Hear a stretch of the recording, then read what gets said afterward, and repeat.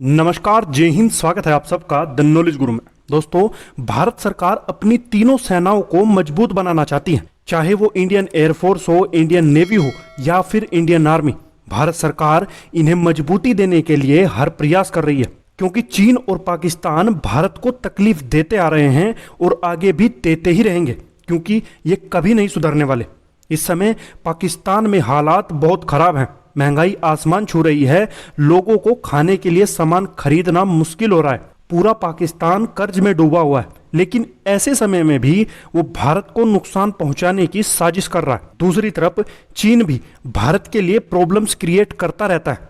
समुद्र में भी चीन उसकी ताकत को लगातार बढ़ा रहा है, जिससे साफ पता चलता है कि चीन किसी बड़े प्लान को एग्जीक्यूट करने की तैयारी में है। भारत अपने दुश्मनों को अपने ऊपर हावी होने का कोई मौका नहीं देना चाहता, इसीलिए अपने डिफेंस सेक्टर में कोई कमी नहीं छोड़ना चाहता है। पहले हमें बताया जाता था कि अमेरिका, रूस और चाइना सबसे बड़े ताकतवर देश हैं, लेकिन अब हमें पता चल रहा है कि भारत इन सब से कहीं ऊपर है। बस उसकी कुछ कमियों को सुधारने और रक्षा क्षेत्र में ध्यान देने की आवश्यकता थी। जब भारत के डिफेंस में इन्वेस्ट किया गया, उसके लिए हथियार खरीदे गए, तो आज भारत का डिफेंस दुनिया के सबसे स्ट्रॉन्ग डिफेंस में से एक है। जरा सोचिए, जब हमारे देश के वीर जवान बिना आधुनिक हथियारों के बड़ी जंग जीत सकते हैं, अगर उनके हाथों में मॉडर्न वेपन्स होंगे तो क्या होगा? कोई भी भारत की तरफ आंख उठाकर नहीं देख सकता है। आप सबको पीएम मोदी का फ्रांस टूर याद ही होगा, जिसमें उन्होंने फाइटिंग एयरक्राफ्ट सबमरीन्स की डील की थी और भारत 3 स्कॉर्पियन सबमरीन फ्रांस से खरीद रहा है।